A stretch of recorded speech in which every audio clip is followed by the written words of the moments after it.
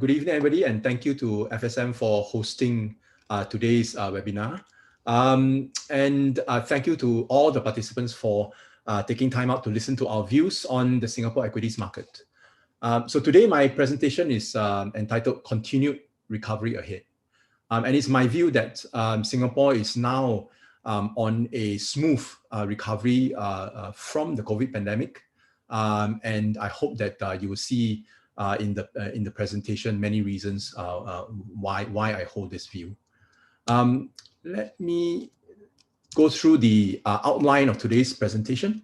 I'll spend a little bit of time talking about our company, Nikko Asset Management, and then spend more time talking about the market outlook and why I think that there's a continued recovery ahead. And then tell you how we are positioning our portfolios to actually take advantage of this continued recovery. And lastly, tell you a bit more about the Singapore Dividend Equity Fund and how it is designed to give you the best total return proposition. So let me start a little bit on my company. So Nikko Asset Management, as you know, we are one of the largest Asia-based asset managers. We are, of course, headquartered in Japan, but in Singapore, we've had more than 30 years of experience managing Singapore equities. We, in fact, created the first Singapore equity fund in this market almost 30 years ago now. So together with our global sort of presence, I think we are well qualified to manage Singapore equities in our portfolio. Right. So without further ado, let me dive straight into my market outlook, the continued recovery ahead. So I think when we look at basically the outlook for whatever market, it's really important to come back to where we are in the pandemic for that particular country.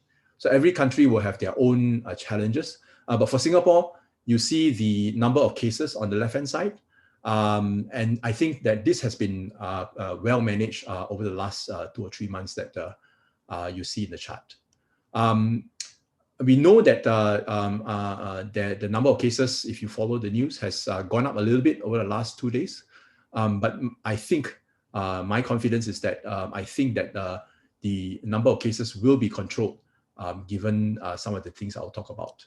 So on the right-hand side, you see that Singapore had gone through a major lockdown together with many other countries in the second quarter of last year. In this year, from May, we also had to have a smaller sort of like a lockdown situation in order to control a slightly bigger outbreak of COVID cases. And I'll talk about how this has impacted the Singapore economy a little bit later on. And the reason why I feel that Singapore is going to control future sort of like outbreaks, smaller outbreaks well, is because of the rate of vaccination. You see that in terms of the vaccination rate, Singapore started very early. It was one of the first countries in Asia to start vaccinating people. And over the last couple of months, it has the rate of vaccination has accelerated strongly because we've procured more doses of the COVID-19 vaccines. In fact, this chart is already a little bit out of date. Currently, as of last week, we have about 2/3 of the population having received at least 1 dose of any vaccine. So in Singapore, it's mainly Pfizer and Moderna. So the government's target is to have 2/3 of the population vaccinated by National Day. That's in early August. And because 2/3 have already been vaccinated today with the first dose, then it stands to reason is that if they follow through with the second dose, then we should have the same number of people, 2/3 of the population, being vaccinated, fully vaccinated by the time National Day comes. So I think that being vaccinated, a high vaccination rate is very important because then it allows the country to move on permanently from to recover sort of like from the pandemic. You don't have to worry about cases as much anymore. You can live with the virus being endemic because it's not going to create a serious health issue with serious cases, because the vaccination will protect the population from getting seriously ill when they are infected with COVID. So if you look at the path of the Singapore GDP, right? So the dark blue line is the absolute level of Singapore's GDP. So we know that in the second quarter of 2020, when the lockdowns happened, the economy slowed down tremendously. There was a lot of loss of economic activity because people were just not allowed to go out. But in Singapore, we've seen a very, very strong rebound since then from the second quarter. And as of the first quarter of 2021, it's a very important quarter, because this was the quarter that the Singapore economy recovered to the same level as before COVID. So the light blue line you see is a revised estimate, and you see there's a small flattening of the growth in 2021 second quarter, and that's due to the small lockdown, the small increase in tightening measures, in social distancing measures that we have seen in the second quarter. But we think that because the small restriction in measures was successful, then after the second quarter, we will see the GDP growth reaccelerate again. And I'll talk through a lot of reasons why the Singapore economy has been so resilient. One of them is this. Singapore, as you know, is the center for a lot of manufacturing activities. A good portion of our economy is still dependent on manufacturing. And in the world, there has been a boom in manufacturing activity. And why has this been so? Two reasons. Number one, obviously, all of us have had to work from home. And a lot of people have found that maybe their technology at home has not been so up to date. So a lot of people have been ordering, let's say, PCs, notebooks, laptops for work from home. Another reason is that people have not spent money on services, and yet many people have kept their jobs. So they've had additional savings, and many people have spent this money on just a new gadget or a new piece of equipment for the home, and this has driven manufacturing activity up over the last year or so. So if you look at the PMI, in 2021 is at a multi-year high. If you look at the electronics orders on the right-hand side, also at a multi-year high. So this benefits Singapore because a large part of our economy is either directly related to exports or manufacturing, but also indirectly, like in the trade industry, in the transport industry as well. So the outlook for this is that we think that manufacturing will still stay very strong over the next 2 quarters, but perhaps there might be a slowdown going into next year because how many PCs can you buy for the home, right?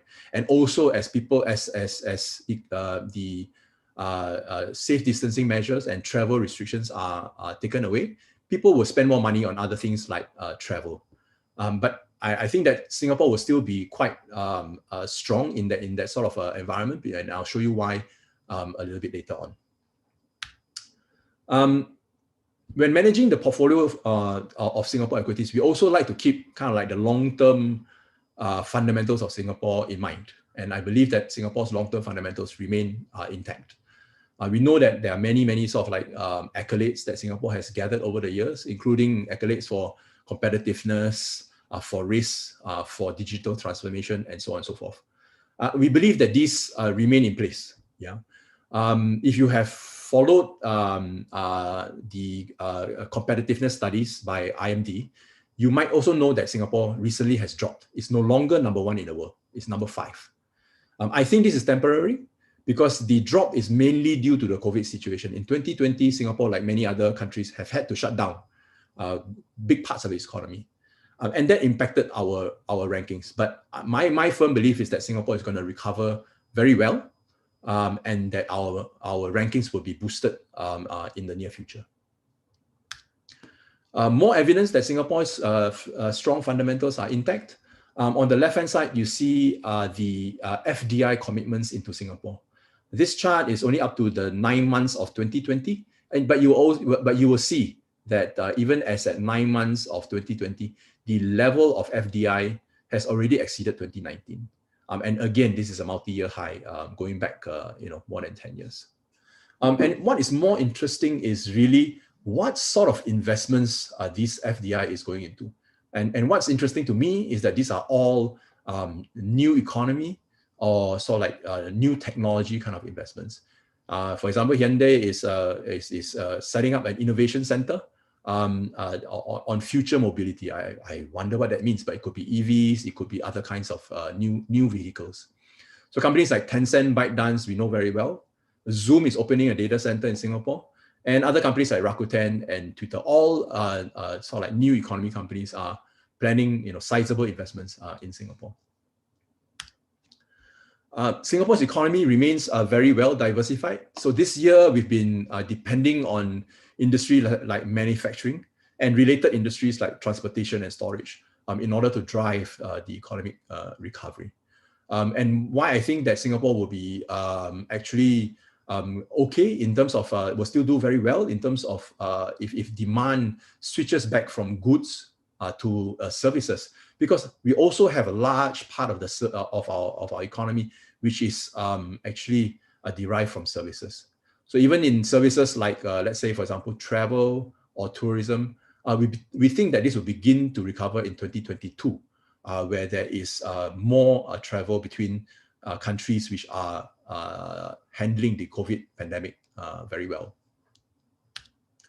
So all in, we think that there will be at least a two-year recovery in economic growth from 2021. So we're looking at, so the government thinks that in 2021, economic growth will be between 4 to 6%.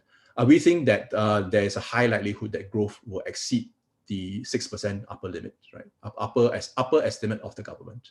And we think that 2022 will also see continued recovery. Also because the region around us, ASEAN, will recover more in 2022 compared to 2021.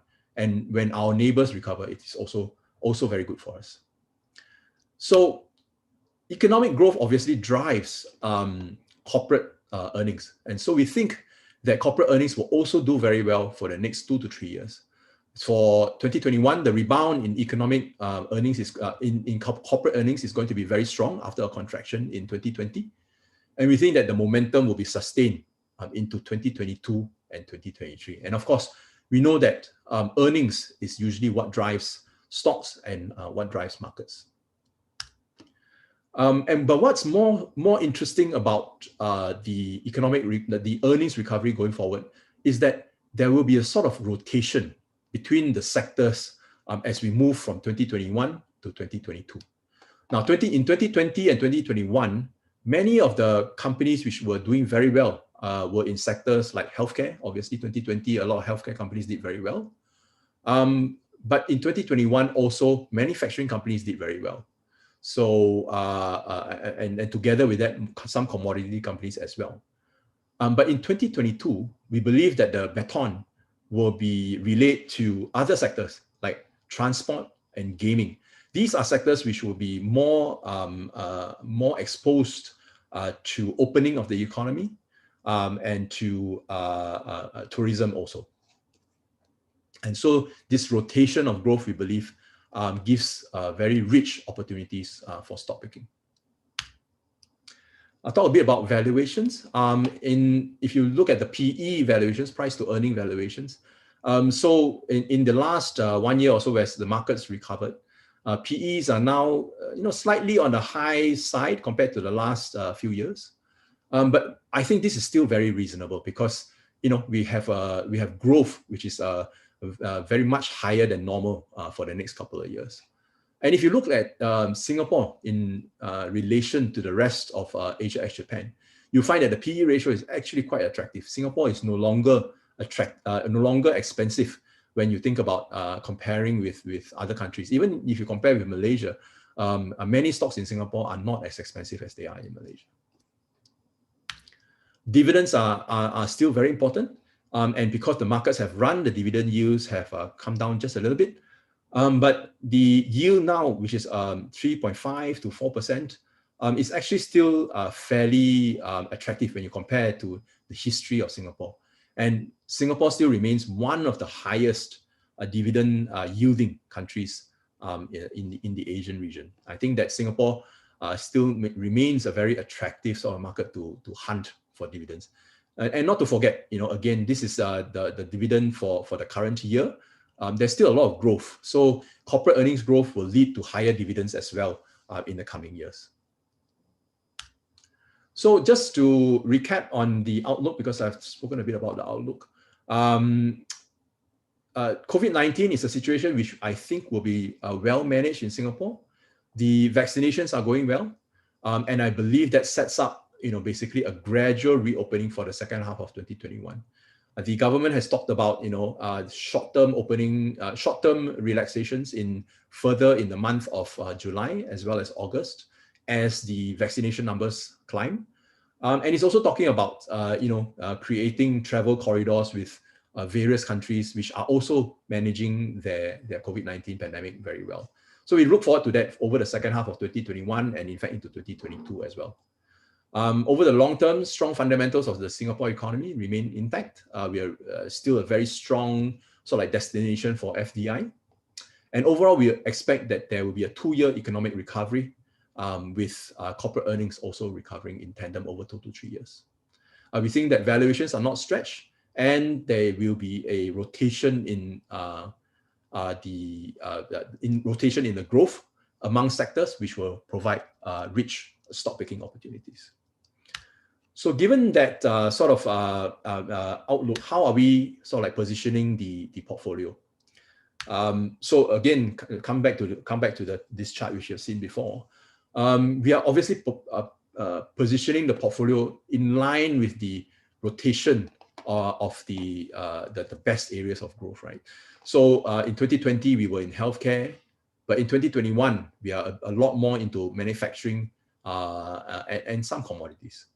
But we are beginning to position now for 2022 and the further reopening of the economy. So we have more names which are beneficiaries of the reopening of the economy, whether they are in transport, domestic transport, or even air transport, and also REITs which are more exposed to retail, for example. In the longer run, we are still sticking to some of the key sort of themes and ideas that we usually employ in the portfolio. Those of you who have listened to me before in the past would have heard me talk about the new Singapore. We are, we are convinced that companies which represent the future economy of Singapore will be good investments which will outperform the market strongly. And so some of these sectors where we see as the future, representing the future economy of Singapore include sectors like data, sectors like tech. This is a new bubble that I put in: renewable energy, ESG, and renewable energy is becoming a big thing, as well as other sectors like logistics, tourism, and food solutions. And we believe that the Singapore market has a rich selection of stocks which fit into this these new economies of like themes that we prefer for the portfolio. Other than that, we also like to focus on corporate restructuring. So the pandemic and the crisis has just accelerated, I believe, the corporates' desire to restructure, because many corporates are thinking we better restructure now in order to take advantage of the recovery that is coming up.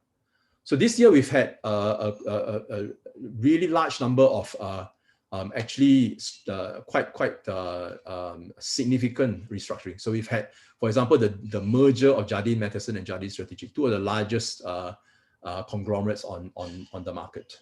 Right? We've had the spin-off of CapitaLand's development operations.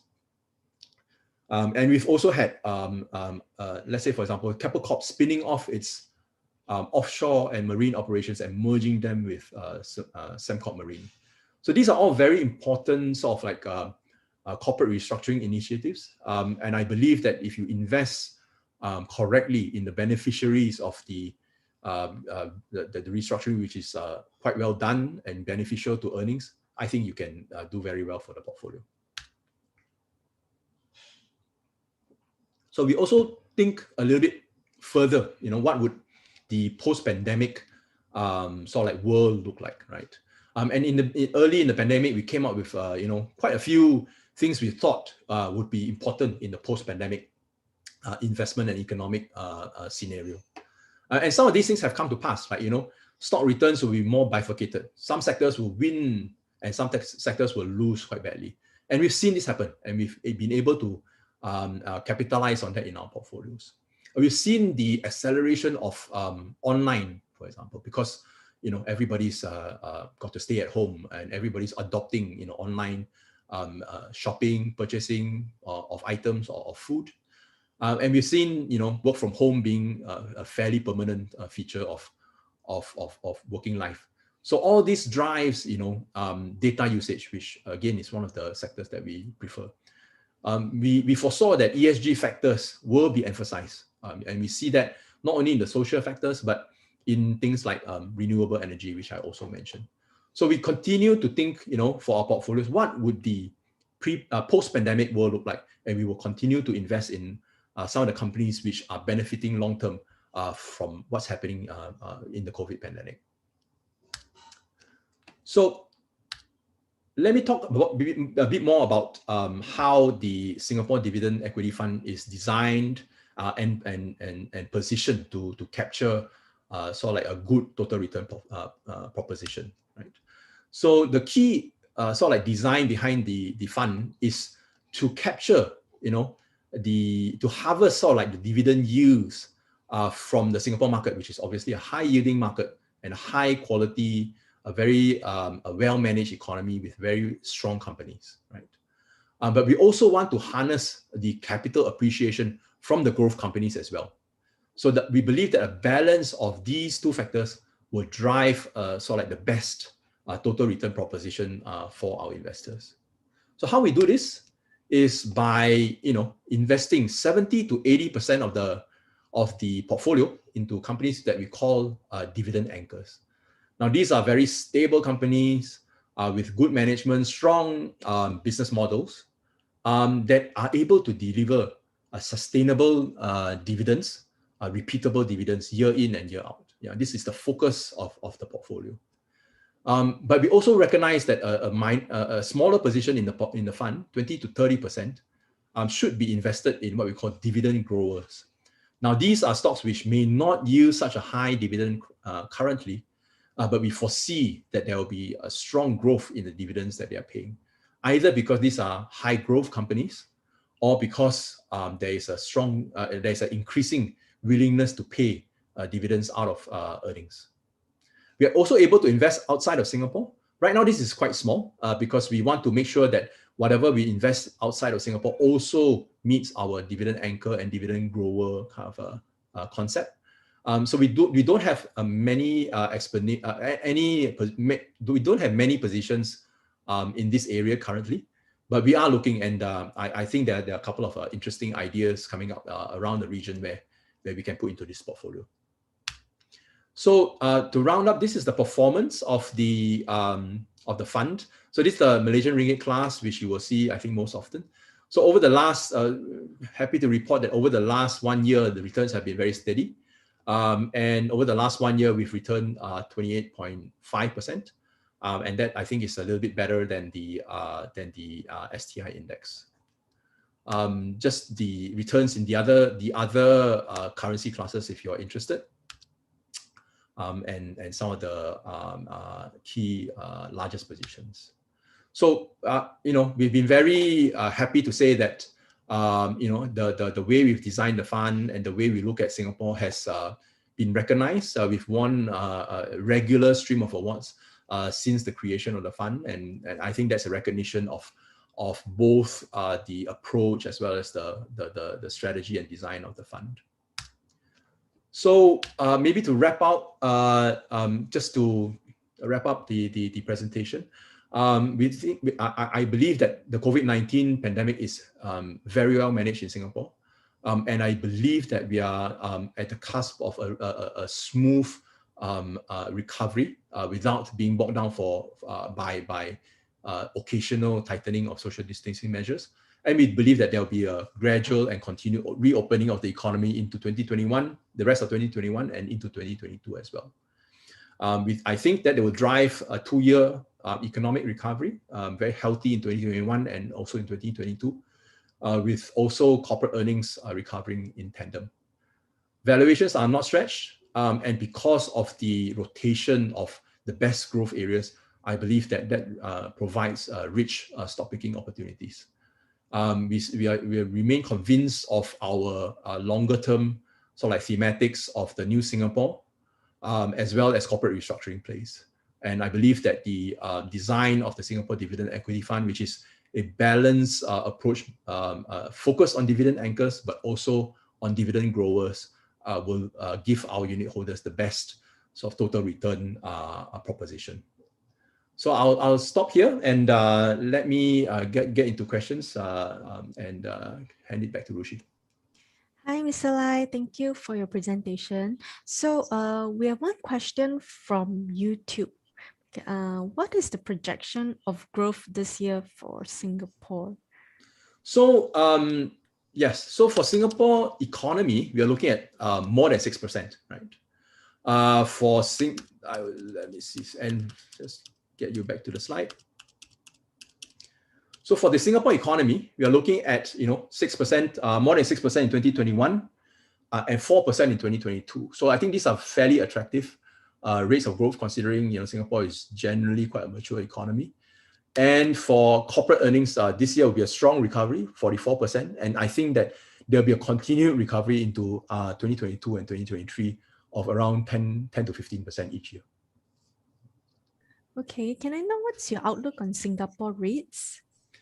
So I think that the outlook on Singapore REITs will also follow kind of like what is the outlook for the economies around the world, right? So why I'm saying is that is because there are different sort of sectors that have different outlook. Okay, so if you are investing in, let's say, retail REITs will gradually do better as the economy reopens. Okay, so I think that retail REITs are positive from here on.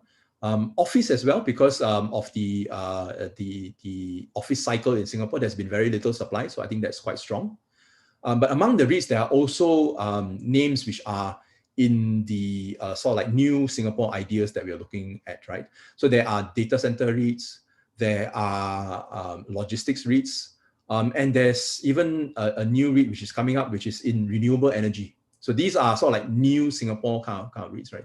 So on these kinds of REITs, we are quite positive. But obviously, there are smaller REITs, sometimes not very well managed. We are very selective, so those may not be so positive. I think that one of the questions you might have when you're asking about REITs is that you may be thinking that there may be a rise in interest rates, right?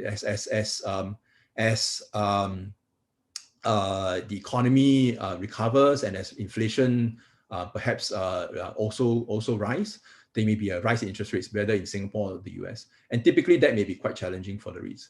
So my view is that if you stick to the names which has good prospects, good growth, I believe that the growth element will overcome the element of higher interest rates. This is typically seen in the early part of the economic recovery. It's in the later parts of the economic recovery where you have overheating and the central banks are raising rates to cool down the economy. That will become a little bit more risky, but that is much further down. I see.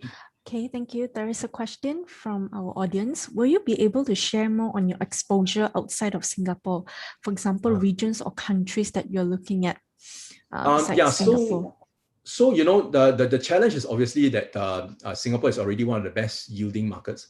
So currently outside of Singapore, we only have a couple of Hong Kong names. They are also REITs, so very good REITs in those markets.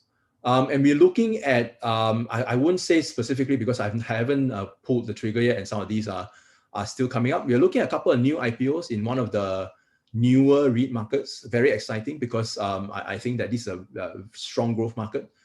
As well as this is the renewable energy REIT that I have referred to. So some of these more interesting ideas we will want to bring into the portfolio to kind of like build up a bit more of the overseas angle. But right now, quite limited. I see. Okay. Looking at your top 5 holdings, right? there's about top 3 who are from banks. So are you very positive on the financial sector? Yeah, so actually, if you look at the top holdings, yes, it's true that the financials is fairly large. We do want to admit, we do want to say, pay some reference to the Singapore market, which is obviously dominated by the banks. In general, we are positive on the banks because of their recovery in earnings as they come out of the crisis. The credit costs will be lower, loans growth will be better, but also very importantly, higher interest rates are good for Singapore banks because higher interest rates means that their margins will improve. So we're positive on Singapore banks. And also because Singapore banks are good and large and good representation for Singapore, we do have quite a bit of the portfolio in financials. But actually, if you compare to many Singapore funds out there, we are much smaller. We are much more diversified into these other ideas which I spoke about. I see. So you did mention about ESG. So what are the stocks that you are currently holding in for the ESG team? Okay, all right. So when we look at ESG, we are quite bottom up in terms of like selecting companies which really play into the opportunities for ESG. Okay, I'll just give 2 examples. One of them is Sembcorp Industries, which has separated itself from Sembcorp Marine. Right. So what is remaining in Sembcorp Industries is to a large extent utilities. They already have a very large 3 gigawatt renewable energy portfolio, and they intend to grow this 3 gigawatt to 10 gigawatt over the next 5 years. So these are some of the kind of ideas that are very exciting to us because we believe that renewable energy assets will be very highly valued in the future. Another idea that we have in the fund is a company called Nanofilm, which is a high technology, a high tech materials company. Yeah.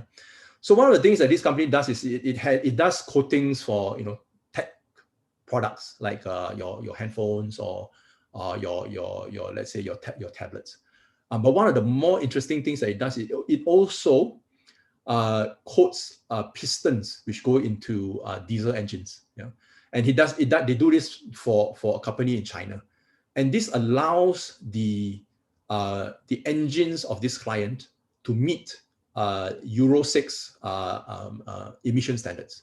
So this company will actually benefit because of environmental policies that China is putting in place to have their own China 6 emission standard, which is equal to Euro 6. And this company will be benefiting because their technology is a key enabler for their client to meet these emission standards.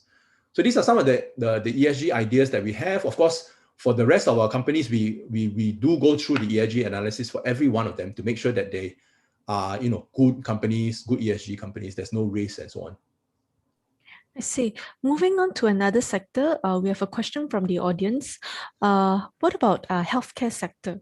Since now it is becoming very crucial in times like this. Yeah. So in healthcare, so there are several dynamics going on in healthcare. In Singapore, firstly, there's not really so much representation in healthcare. Yeah. So we have a couple of hospitals, and that's about it. So last year we did invest in Top Glove for Singapore. There's a Singapore listing for Top Glove, but we are out of that. And right now we don't really have a very large healthcare representation. Maybe we are looking at some of the hospital names that we might add, but right now not so much. And the thing about healthcare is if you're operating a hospital, sometimes the hospital doesn't really do very well when there's COVID, right? Because people don't go for the very expensive elective surgeries because there's COVID and the hospitals are rather full. So it's not so direct that hospitals are beneficiaries in a COVID environment. So we don't really have a very large healthcare exposure to the Singapore fund. I see. There's a question with regards to the performance of the fund. Yep. Why is the performance of the fund in SGD much lower than in RM? Yeah, so it's basically because of the depreciation of the ringgit. So when you started off with 1,000 Sing dollars of stock, it may be worth 3,000 ringgit. But in a year's time, it may be the same $1,000 of stock may be worth 3,100 ringgit. So So there's a depreciation in the ringgit over the period of time, and that's why the return in ringgit class is higher. So I think that this is one of the key, considerations for investing in a Singapore equity fund, right? And our Singapore equity fund, because you are accessing basically the underlying currency, which is mainly Sing dollar, which is a strong currency. Singapore dollar has appreciated in general over against most currencies over the long term, and certainly against the ringgit as well. So I think this is one of the interesting ideas to consider, right? So for Malaysian investors who want to diversify out of the Sing dollar, you don't even have to buy the Sing dollar class. You can buy the Malaysian ringgit class, but the underlying investments are mainly in Sing dollar. So you get access to the strength of the Sing dollar in the underlying investments. Okay. There's a question with regards to projected returns for this fund, but is it something that you can comment? Well, we don't usually like to. Yeah. But if you think about it, right? If you think about it, the earnings growth, let's say you don't discount, let's say you don't look at this year. Now this year is 44%. Let's say we have already discounted this year in the price, right? If you look at the growth over the next 2 years, it's about 10 to 15% per annum. If the valuations are maintained, the PEs are maintained, then perhaps the reasonable, logical conclusion is that the return could be in line with earnings growth. I think that would be the logical conclusion. Of course, there will be a bit of pickup for Malaysian ringgit class as well, because the Sing dollar may appreciate against the ringgit. I see. Okay. I think in view of, there's a question, in view of the COVID situation, do you see a rise or drop in real estate value appreciation since people stay at home more than going to the malls? So that's a very interesting question, because actually over the COVID period, property has been one of the best performing. Has performed very well. I wouldn't say best. It's performed very well, even in most ASEAN markets, right? Even in markets like Indonesia, where you think that COVID is so bad, people are really buying property. And the reason is because interest rates are low, liquidity is high, abundant, and the truth is actually many people have kept their jobs and are doing fairly well. I mean, FSM has done incredibly well. Have you seen the stock of your company, right? So many people are doing very well. So when you do well and interest rates are low, actually people want to buy property because it's easy to buy property. It's easy to finance a property. So property has been very stable in many ASEAN markets, including Singapore. So I think the outlook for property is actually quite strong, because interest rates they're picking up, but I don't think they will pick up all that much. And actually the economy will improve. So I'm actually quite sanguine quite positive on the outlook for physical property prices. Okay, I think so far that's the questions that we have from the audience. Yeah, maybe we will take maybe one more question.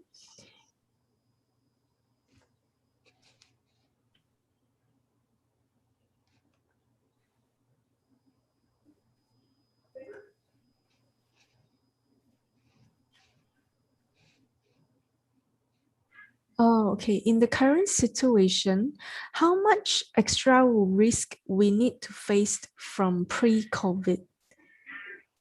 How much extra risk? Yeah, but this question. That's a good question. I mean, the way we look at investing, right? It's always with a very bottom up and with a very thorough fundamental analysis of the situation.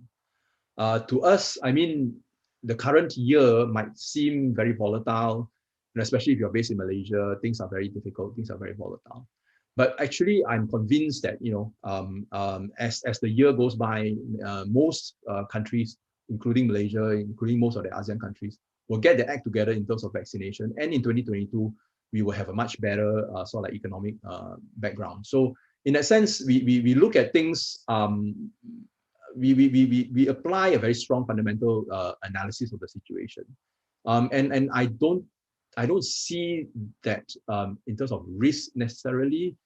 Post-COVID, it will be higher than pre-COVID. I believe it feels to me about the same. It's just that different conditions need to be analyzed, or sort of like specifically. and you need to tailor the portfolio to that.